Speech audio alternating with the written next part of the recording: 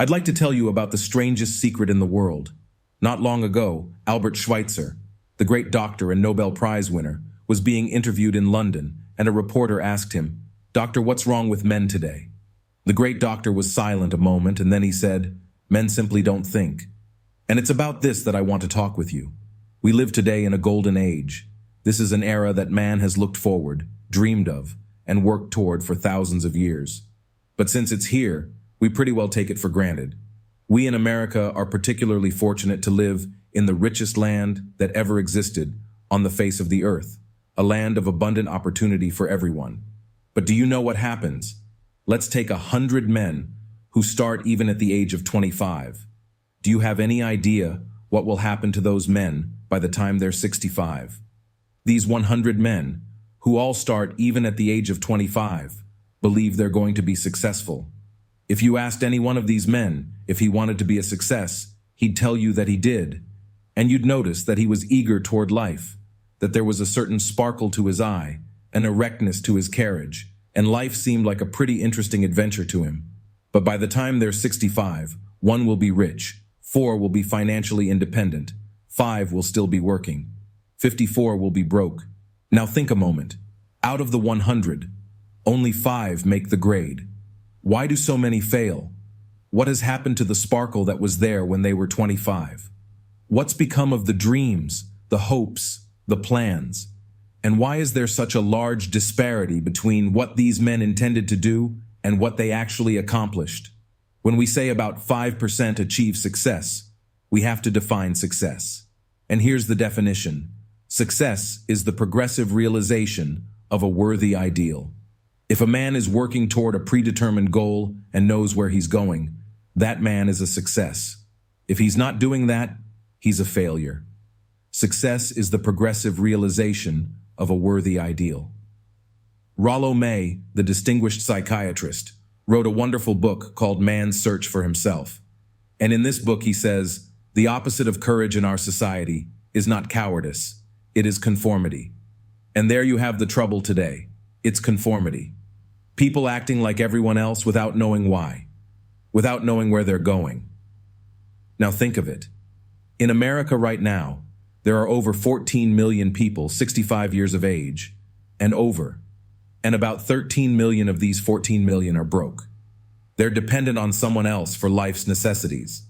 Now, we learn to read by the time we're 7. We learn to make a living by the time we're 25. Usually, by that time, we're not only making a living, we're supporting a family. And yet by the time we're 65, we haven't learned how to become financially independent in the richest land that has ever been known. Why? We conform. And the trouble is that we're acting like the wrong percentage group, the 95% who don't succeed. Now, why do these people conform? Well, they don't know, really. These people believe that their lives are shaped by circumstances, by things that happen to them, by exterior forces. They're outer-directed people.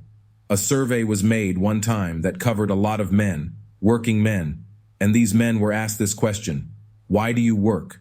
Why do you get up in the morning? 19 out of 20 had no idea. If you ask them, they'll say, everyone goes to work in the morning, and that's the reason they do it, because everyone else is doing it. Now let's get back to our definition of success. Who succeeds? The only man who succeeds is the man who is progressively realizing a worthy ideal. He's the man who says, I'm going to become this, and then begins to work toward that goal.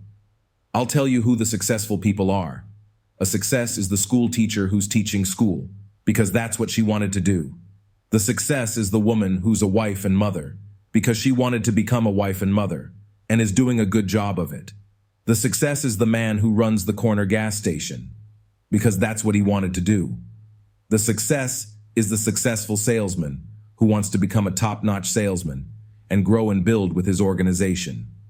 A success is anyone who is doing deliberately a predetermined job because that's what he decided to do deliberately. But only 1 out of 20 does that. That's why today there isn't really any competition unless we make it for ourselves. Instead of competing, all we have to do is create. Now for 20 years, I looked for the key which would determine what would happen to a human being.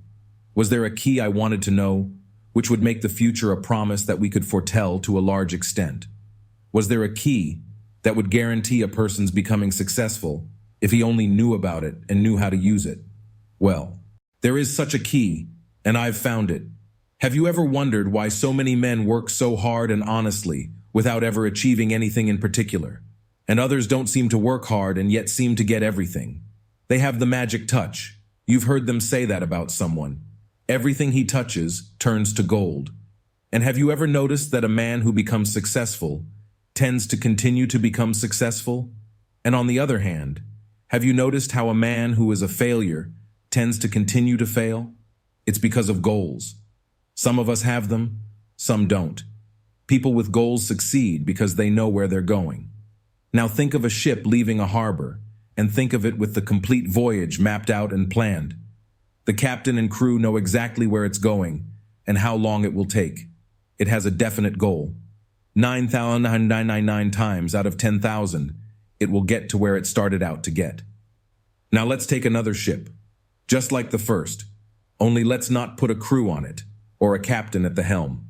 Let's give it no aiming point, no goal, no destination. We just start the engines and let it go. I think you'll agree with me that if it gets out of the harbor at all, it will either sink or wind up on some deserted beach, a derelict. It can't go anyplace because it has no destination and no guidance. It's the same with a human being. Take the salesman, for example. There is no other person in the world today with the future of a good salesman. Selling is the world's highest paid profession, if we're good at it, and if we know where we're going. Every company needs top-notch salesmen, and they reward those men. The sky is the limit for them. But how many can you find? Someone once said, the human race is fixed, not to prevent the strong from winning, but to prevent the weak from losing. The American economy today can be likened to a convoy in time of war. The entire economy is slowed down to protect its weakest link, just as the convoy had to go at the speed that would permit its slowest vessel to remain in formation. That's why it's so easy to make a living today. It takes no particular brains or talent to make a living and support a family today. So we have a plateau of so-called security, if that's what a person's looking for. But we do have to decide how high above this plateau we want to aim for. Now let's get back to the strangest secret in the world. The story that I wanted to tell you today. Why do men with goals succeed in life and men without them fail? Well, let me tell you something which, if you really understand, it will alter your life immediately. If you understand completely what I'm going to tell you from this moment on, your life will never be the same again. You'll suddenly find that good luck just seems to be attracted to you. The things you want just seem to fall in line. And from now on, you won't have the problems, the worries, the gnawing lump of anxiety that perhaps you've experienced before. Doubt, fear, well, they'll be things of the past. Here's the key to success and the key to failure. We become what we think about. Now let me say that again. We become what we think about. Throughout all history, the great wise men and teachers, philosophers and prophets have disagreed with one another on many different things. It is only on this one point that they are in complete and unanimous agreement. Listen to what Marcus Aurelius, the great Roman emperor, said. He said, "A man's life is what his thoughts make of it." Disraeli said this, "Everything comes if a man will only wait." I have brought myself by long meditation to the Disraeli said this. Ralph Waldo Emerson said this, "A man is what he thinks about all day long." William James said, "The greatest discovery of my generation is that human beings can alter their lives by altering their attitudes of mind." And he also said, "We need only in cold blood act as if the thing in question were real, and it will become infallibly real by growing into such a connection with our life that it will become real. It will become so knit with habit and emotion that our interests in it will be those which characterize belief." He also said this, "If you only care enough for a result, you will almost certainly attain it. If you wish to be rich, you will be rich. If you wish to be learned, you will be learned. If you wish to be good, you will be good. Only you must then really wish these things, and wish them exclusively, and not wish at the same time 100 other incompatible things just as strongly." In the Bible you read in Mark 9:23, "If thou canst believe, All things are possible to him that believeth. Dr. Norman Vincent Peale said this. This is one of the greatest laws in the universe. Fervently do I wish I had discovered it as a very young man. It dawned upon me much later in life, and I found it to be one of the greatest, if not my greatest discovery, outside of my relationship to God. And the great law, briefly and simply stated, is that if you think in negative terms, you'll get negative results. If you think in positive terms, you will achieve positive results. That is the simple fact which is at the basis of an astonishing law of prosperity and success. In 3 words, believe and succeed. William Shakespeare put it this way, our doubts are traitors, and make us lose the good we oft might win, by fearing to attempt.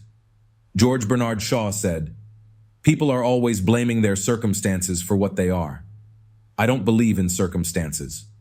The people who get on in this world are the people who get up and look for the circumstances they want, and if they can't find them, make them well. It's pretty apparent, isn't it?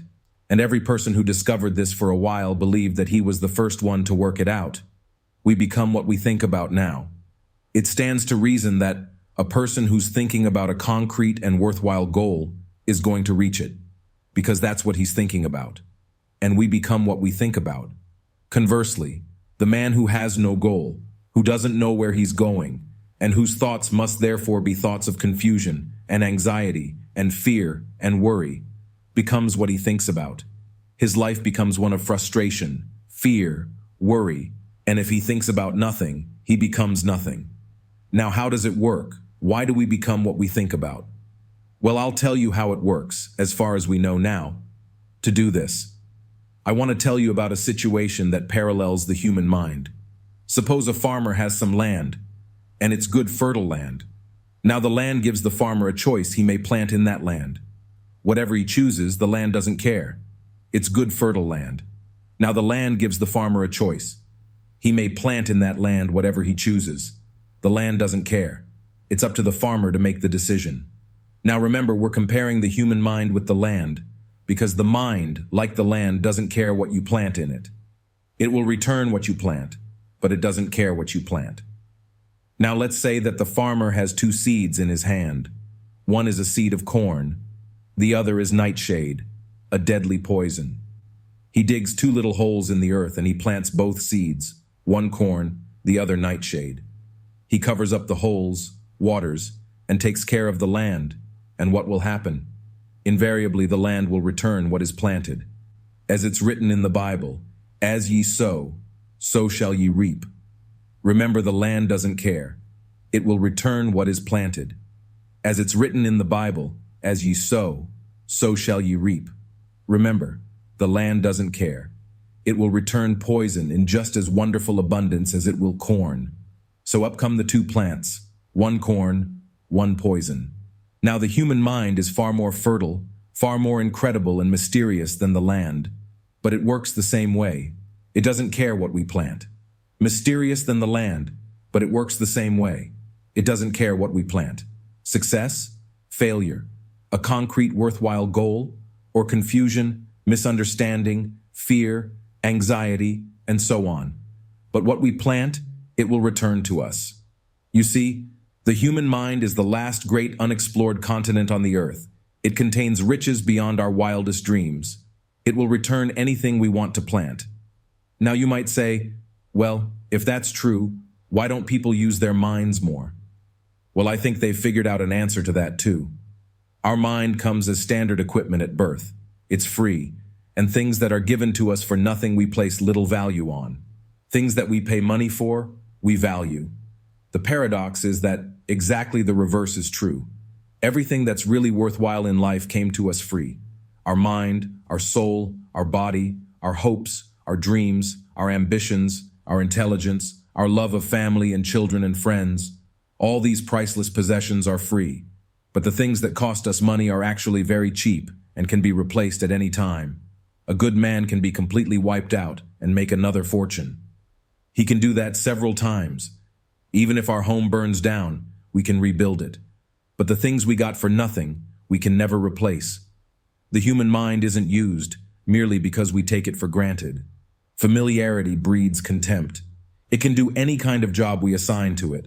but generally speaking, we use it for little jobs instead of big important ones. Universities have proved that most of us are operating on about 10% of our abilities.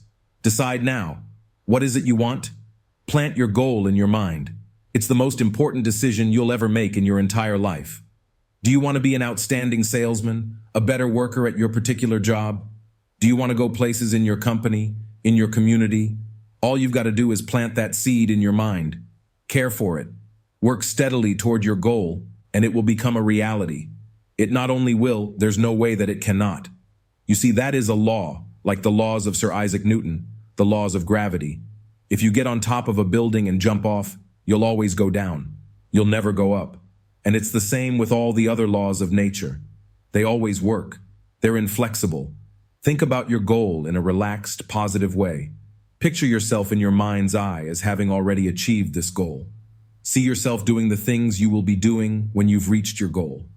Ours has been called the phenobarbital age, the age of ulcers and nervous breakdowns. At a time when medical research has raised us to a new plateau of good health and longevity, far too many of us worry ourselves into an early grave trying to cope with things in our own little personal ways, without learning a few great laws that will take care of everything for us. These things we bring on ourselves through our habitual way of thinking. Every one of us is the sum total of his own thoughts. He is where he is, because that is exactly where he really wants to be, whether he'll admit that or not. Each of us must live off the fruit of his thoughts in the future, because what you think today and tomorrow, next month and next year, will mold your life and determine your future. You're guided by your mind. I remember one time I was driving through Arizona and I saw one of those giant earth-moving machines roaring along the road at about 35 miles an hour, with what looked like 20 tons of dirt in it. A tremendous, incredible machine. And there was a little man perched way up on top with the wheel in his hands guiding it. And as I drove along, I was struck by the similarity of that machine to the human mind. Just suppose you're sitting at the controls of such a vast source of energy. Are you going to sit back and fold your arms and let it run itself into a ditch? Or are you going to keep both hands firmly on the wheel and control and direct this power to a specific worthwhile purpose? It's up to you. You're in the driver's seat.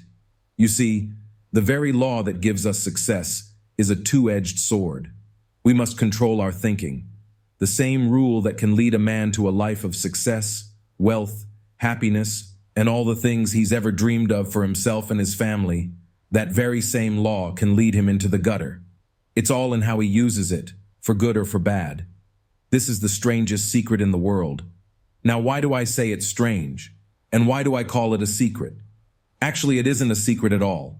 It was first promulgated by some of the earliest wise men, and it appears again and again throughout the Bible. But very few people have learned it, understand it. That's why it's strange, and why for some equally strange reason, it virtually remains a secret. I believe that you could go out and walk down the main street of your it. That's why it's strange, and why, for some equally strange reason, it virtually remains a secret. I believe that you could go out and walk down the main street of your town and ask one man after another what the secret of success is, and you probably wouldn't run into one man in a month who could tell you. Now, this information is enormously valuable to us if we really understand it and apply it. It's valuable to us not only for our own lives, but the lives of those around us, our family, employees, associates, and friends. Life should be an exciting adventure. It should never be a bore.